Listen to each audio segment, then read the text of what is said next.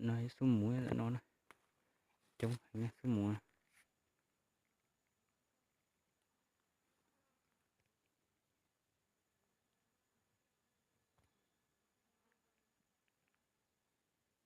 mù thôi không có lúc khó nào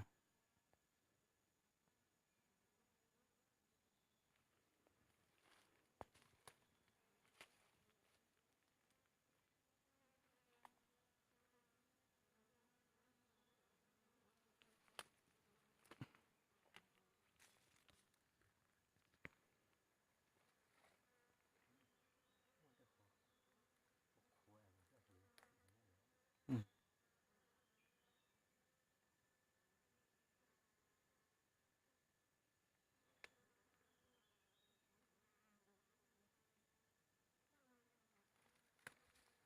Thế chúng nó đánh cái đơn xài ra còn cả chúng cái nó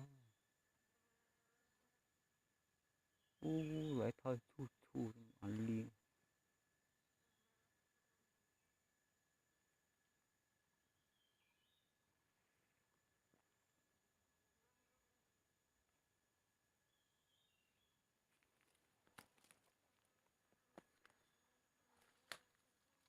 nhóc hay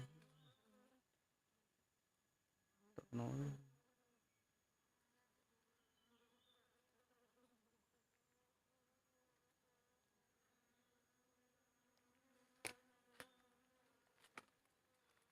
mình chỗ đang chỉ phôi muốn thái ta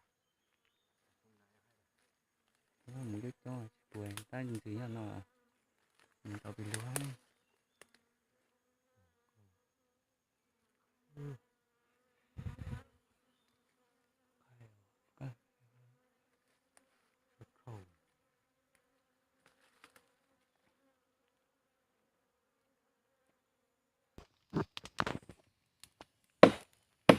nó ta tọt thò mũ tôi giờ mũ nó cho bị hở rộng nên ta tọt mũ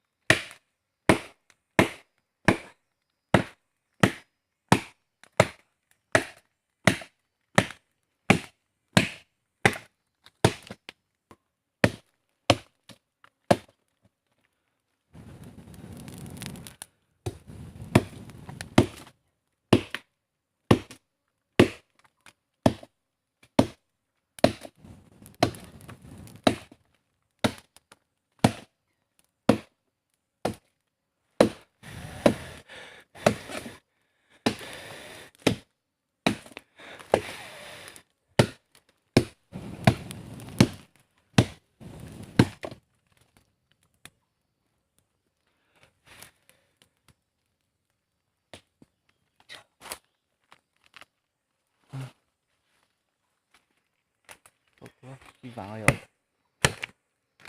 ô là có lùa này chỉ vãi ạ mở vô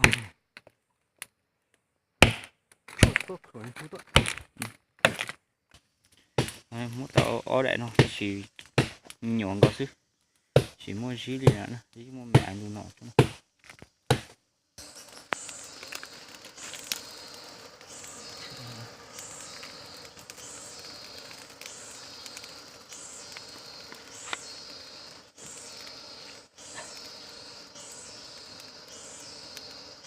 tu làm sao ạ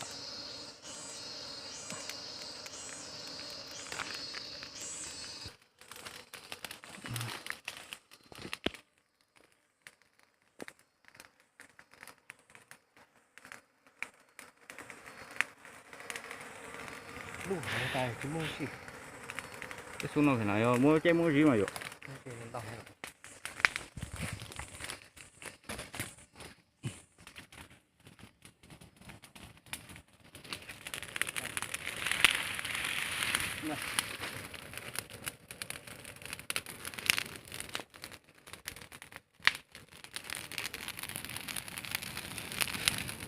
thịt lũ rồi vậy có quá ha đây của nó mua để chơi vào thịt ta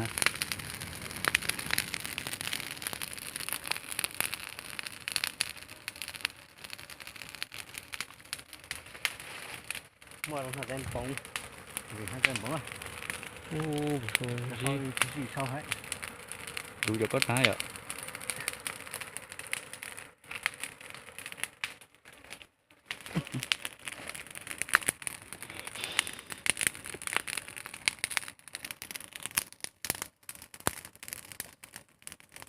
có tôi thấy đó Nó gì mình cầu không nè.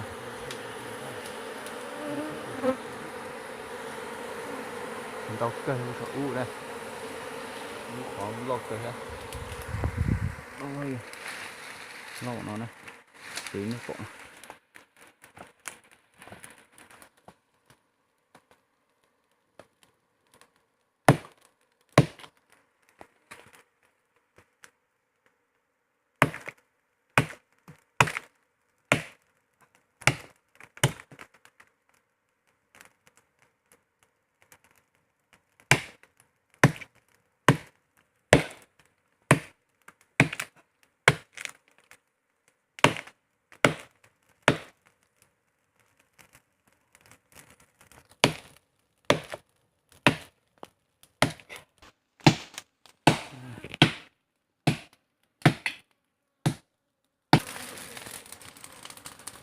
Rồi gì nè.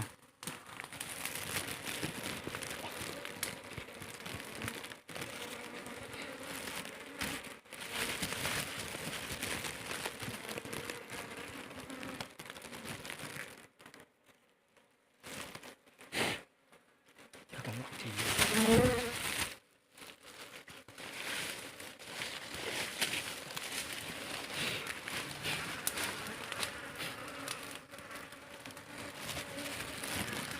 Có chín mùi rồi à? chị có chị qua thật nó sao Hay khỏi gì đây? Thì chứ không có mẹ rồi kìa. nó Có không muốn cho hả? Chỉ vậy đây.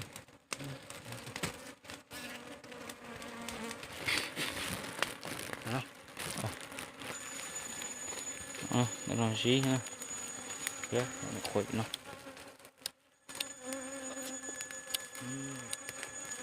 Đó, ta chỉ muốn tàu lúc chai chỉ vạ sơn ơi.